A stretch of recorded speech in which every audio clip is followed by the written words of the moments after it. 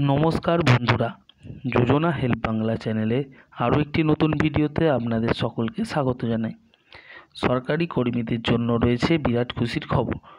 পুজোর আগেই অক্টোবরেই বাড়তে চলেছে বেতন। একেবারে 4% হারে বাড়তে চলেছে সরকারি কর্মীদের বেতন। এই মর্মে নয়া বিজ্ঞপ্তি জারি অর্থ দপ্তরে।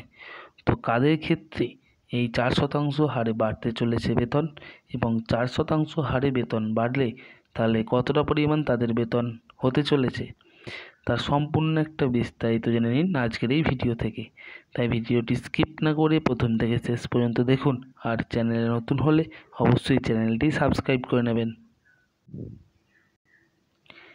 কেন্দ্রীয় সরকারি কর্মচারীরা ডিএ বৃদ্ধির ঘোষণার জন্য অধীর আগ্রহে অপেক্ষা করছেন, যা তাদের বেতন বাড়াবে। যদিও কেন্দ্র অক্টোবরে এই সংক্রান্ত ঘোষণা করবে বলেই মনে হচ্ছে, কারণ এখনও পর্যন্ত কোনো আনুষ্ঠানিক ঘোষণা করেনি। গত বছর অক্টোবরের প্রথম সপ্তাহে ডিএ বাড়ানোর ঘোষণা হয়েছিল। সূত্রের মতে সরকার দীপাবলির আগে অক্টোবরে 3 থেকে 4% ডিএ বৃদ্ধির ঘোষণা করবে বলে আশা করা যাচ্ছে। ঘোষণার পরে সমস্ত কেন্দ্রীয় সরকারি কর্মচারীদের বেতন বৃদ্ধি পাবে। এছাড়া এই ডিএ বৃদ্ধি 1 জুলাই থেকে কার্যকর হবে, যার কারণে সরকারি কর্মচারীদের অ্যাকাউন্টে এককালীন অনেক টাকা জমা হবে। তো কতটা পরিমাণ বেতন বাড়তে চলেছে এই ডিএ বৃদ্ধির ফলে?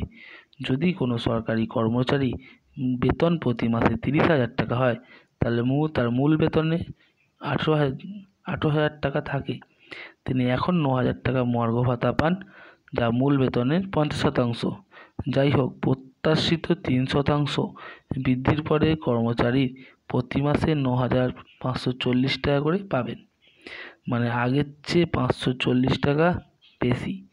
যাই হোক, 4% ডিএ বৃদ্ধির ক্ষেত্রে ওই কর্মচারীর প্রতি মাসে 9,720 টাকা করে সংশোধিত ডিএ পাবেন। যদি কারো মূল বেতন হিসেবে 18,000 টাকা সহ মাসে প্রায় 30,000 টাকা হয়, তাহলে তার বেতন প্রতি মাসে 540 থেকে 720 টাকা পর্যন্ত বৃদ্ধি পাবে। একইভাবে যাদের মূল বেতন 20,000 টাকা, তারা প্রতি মাসে 400 এবং বছরে 9,600 টাকা বেশি পাবেন। একইভাবে যাদের মূল বেতন 25,000 টাকা হয়, তাহলে বৃদ্ধি পাবে প্রতি মাসে 1,000 টাকা এবং বার্ষিক 12,000 টাকা। যদি আপনার মূল বেতন 30,000 টাকা হয়, প্রতি মাসে 1,200 টাকা, বার্ষিক 14,400 টাকা। আর যাদের মূল বেতন 50,000 টাকা, তাদের প্রতি মাসে 2,000 টাকা এবং বছরে 24,000 টাকা অতিরিক্ত পাবেন এই ডিএ বৃদ্ধির ফলে। ডিএ দেওয়া হয় সরকারি কর্মচারীদের আর ডিআর দেওয়া হয় পেনশনভোগীদের। ডিএ এবং ডিআর বছরে 2বার করে বাড়ানো হয়, জানুয়ারি এবং জুলাই মাসে। বর্তমানে 1 কোটিরও বেশি কেন্দ্রীয় সরকারি কর্মচারী ও পেনশনভোগীরা 50% মর্গ ভাতা পাচ্ছেন।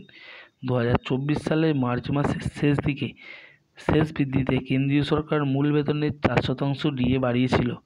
সরকার মর্গ ভাতা ত্রাণও 4% বাড়িয়েছিল, অর্থাৎ ডিআর যেটা।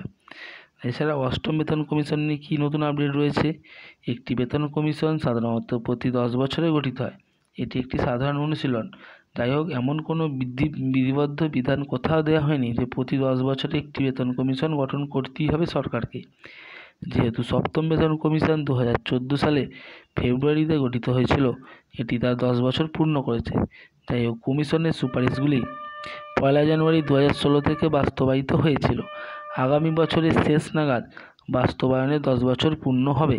জুলাই মাসে কেন্দ্রীয় সরকারি কর্মচারী ও শ্রমিকদের কনফেডারেশনে 2024 সালের বাজেটের আগে অষ্টম বেতন কমিশনের অবিলম্বে গঠন এবং পুরনো পেনশন স্কিম অর্থাৎ ওপিএস ফিরিয়ে আনার সহ বেশ কয়েকটি দাবি করেছিল সরকারের কাছে, কিন্তু কেন্দ্রীয় বাজেটে নতুন কমিশন ঘোষণা করা হয়নি।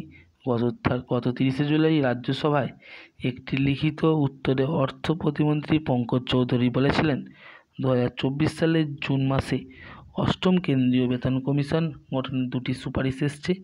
বর্তমানে এই জাতীয় কোনো প্রস্তাব সরকারের বিবেচনাধীন নয়। তো এই ছিল আপডেট, যেটা কেন্দ্রীয় সরকারের কর্মচারীদের ক্ষেত্রে ডিএ বৃদ্ধি সংক্রান্ত, অর্থাৎ কাদের ক্ষেত্রে কতটা পরিমাণ বেতন বাড়তে পারে। যাদের এখন মূল বেতন 20,000, 25,000, 30,000 এই হিসেবে একটা বিস্তারিত বিবরণ আপনাদেরকে দেওয়ার চেষ্টা করলাম। যদি ভিডিওটি ভালো লাগে অবশ্যই চ্যানেলটি সাবস্ক্রাইব করে নেবেন এবং পাশে থাকবেন। ধন্যবাদ।